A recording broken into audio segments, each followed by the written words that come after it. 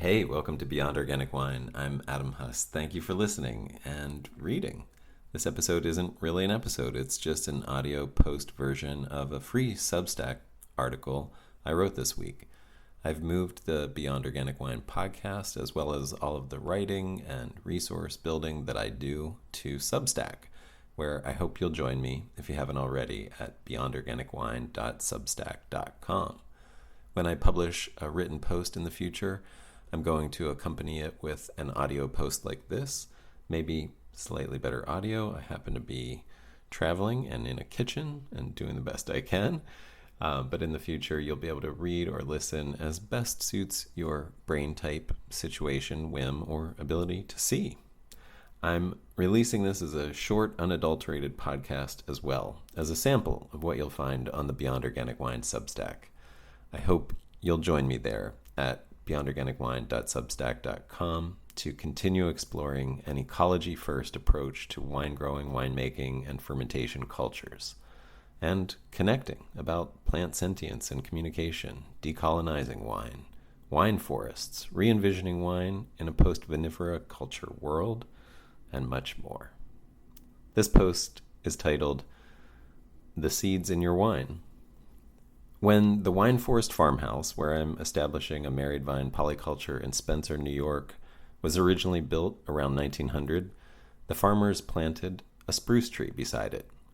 That tree is now approximately 125 years old and a grand elder in my community. When hiking on the far side of the hollow, I always know where the farmhouse is, even if I can't see it, because the spruce rises at least another 30 feet above any tree around it. As it was a beloved home tree, it was spared from the logging that kept the nearby forests in a state of perpetual youth. But I worry about it.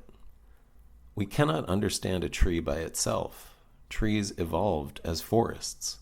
A big part of who they are, genetically, chemically, biologically, physically, developed from understanding themselves in relation to large communities.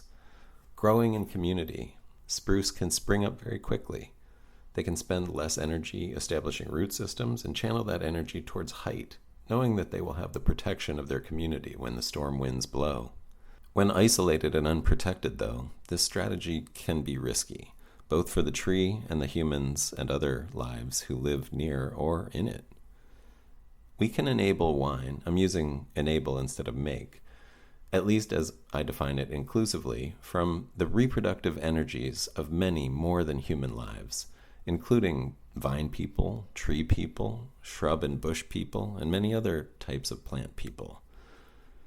And we often focus, maybe fetishize might be a more accurate term, on a single plant's reproductive cycle. Vines, for example.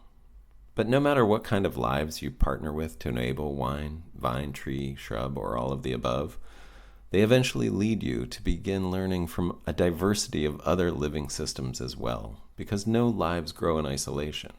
If you focus on vines, you'll begin to learn how deeply connected they are to the soil, to trees and shrubs, and all kinds of plants, as well as birds, insects, mammals, and many others, humans especially.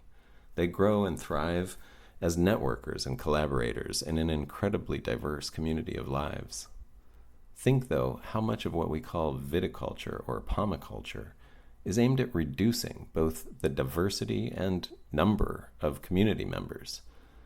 At one extreme, some people's ideal vineyard is ground and air devoid of any lives but grapevines. But even the best-intentioned wine growers exclude most animals and birds if possible, not to mention many kinds of plants and fungi. Of course, there are excessively competitive, even to the point of being parasitic community members. And we can, of course, help ensure the health and reproductive capacity of the whole community by discouraging or at times excluding and removing those lives. But we should be careful to make sure in these efforts that we aren't starting to take on the characteristics of parasitism ourselves. When we begin to shift our thinking from seeing trees or vines in isolation, separated from community, to seeing them as interconnected, contributing members of diverse communities, this begins to shift the meaning and values we have around partnering with them. We don't partner with vines because vines in isolation don't exist. We partner with living communities and diverse life systems to make wine. I've spent a lot of time, and continue to, learning how to partner with vine people and their communities to enable wine to happen deliciously.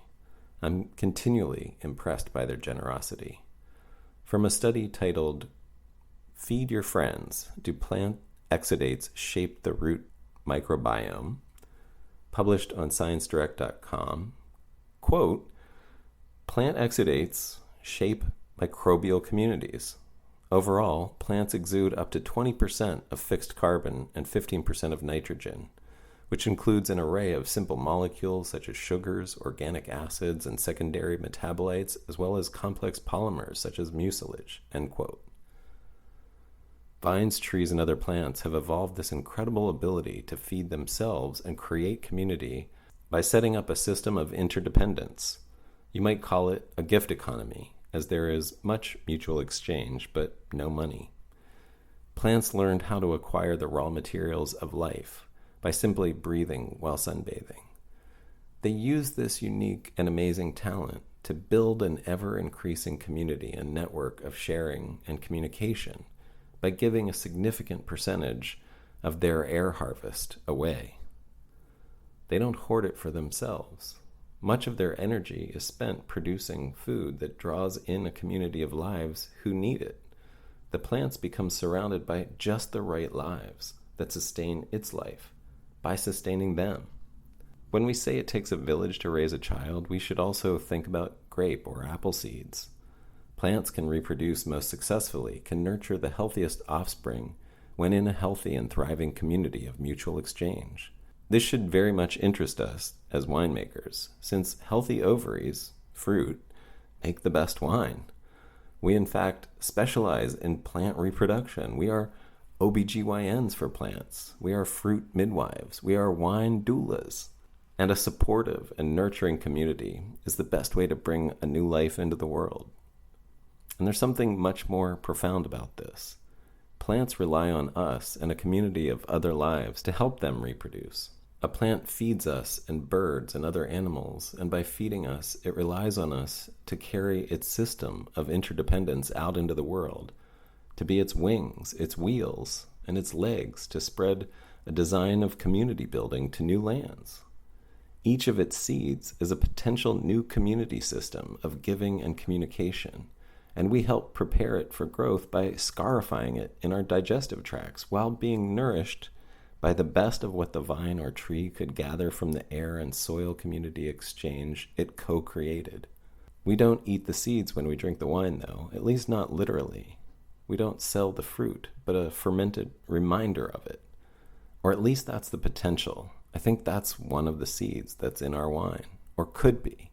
The reminder that this bottle grew from a small but diverse community of more than human and human lives, who through storm and trouble built something beautiful together, raised a family, and sent them out into the world to reconnect again in new, strange places, with new communities, and help make them more connected, more nurturing, abler to withstand what's coming. What seeds are you sending out into the world with your wine? What systems or economies are you building with the energy you exchange with the plants?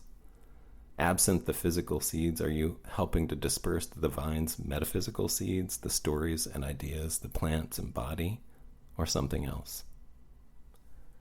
That's it. Thanks so much for listening, and I hope you join me on Substack at beyondorganicwine.substack.com. Thanks for listening.